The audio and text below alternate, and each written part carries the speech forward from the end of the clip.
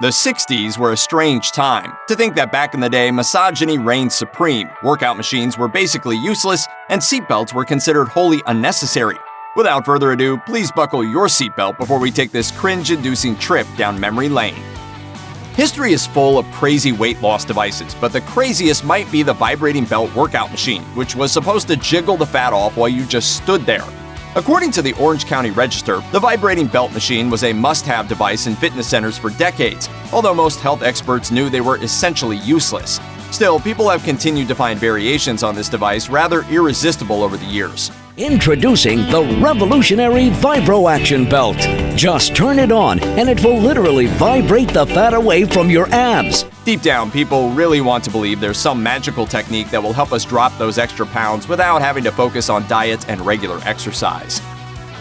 You probably wouldn't be too surprised if you were told that many male executives hired secretaries based on their looks in the 1960s. But airlines really took that notion to the extreme. You see, there's a reason most flight attendants can't stand being called stewardesses nowadays. According to Vanity Fair, the word stewardess harkens back to a time when attending to people on a flight basically boiled down to looking awesome in a miniskirt. Feeding and caring for a plane load of passengers can be as glamorous as a stint behind the counter at the 5 and 10. In those days, you could get a job as a stewardess only if you were between the ages of 20 and 27 and happened to weigh no more than 140 pounds. Oh, and you had to be at least 5'2", but no taller than 5'9". Oh, and you needed to be unmarried and childless too. Basically, you had to be conventionally attractive and potentially available. Stewardesses, like jetliners, must be slinky sex symbols. Pilots can be homely and bald. Job training included lessons on how to walk seductively and how to put on your makeup. Meanwhile, you reportedly had to retire at the age of 32, if not long before then. The stewardess works an average of 18 months, then quits, just a year and a half. Some get married, frequently to passengers. 50 years ago, people thought seatbelts were annoying and oppressive. In fact, most people didn't even want them in their cars. According to Second Chance Garage, customers were so fed up with seatbelts by 1949 that many people would actually cut them out of their cars with razor blades. By the early 1960s, seatbelts were offered as optional equipment on the vast majority of American cars, but that didn't really change anything. Most people simply didn't want them, and even people who had them in their cars tended not to use them.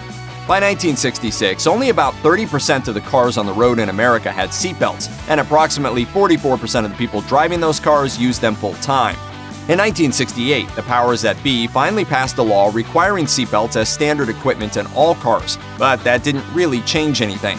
This wasn't just because people didn't like the idea of seatbelts. Reportedly, some auto manufacturers were accused of designing the belts to be uncomfortable, as sort of a nose-thumb to government regulations. That persistent hostility was largely the reason it took so long for anyone to actually pass real laws. The first mandatory seatbelt law didn't reach the books until the mid-1980s, and that was only in New York at first. As the New York Times reported on December 1, 1984, New York State's mandatory seatbelt law, the first in the nation, went into effect today. Drivers and front seat passengers must wear seatbelts or face fines up to $50. Fasten your seatbelt, please.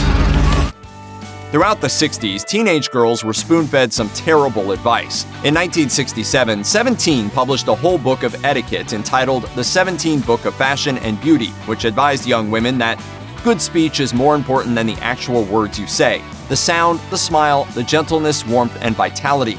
The voice that says, I like people, I like you. Meanwhile, the book also offered this not-so-cheerful tip. If a girl slumps her shoulders, it's a safe bet she hopes nobody will notice anything about her. Probably nobody will.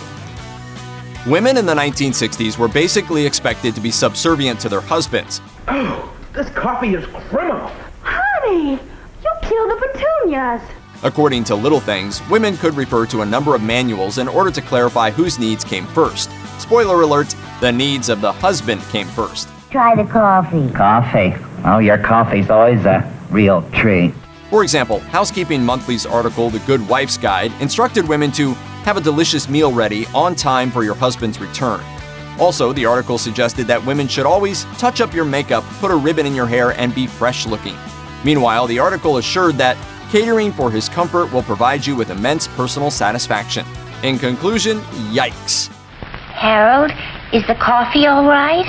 Mm-mm. You mean it's as bad as yesterday? Mm-hmm. Check out one of our newest videos right here. Plus, even more grunge videos about your favorite stuff are coming soon. Subscribe to our YouTube channel and hit the bell so you don't miss a single one.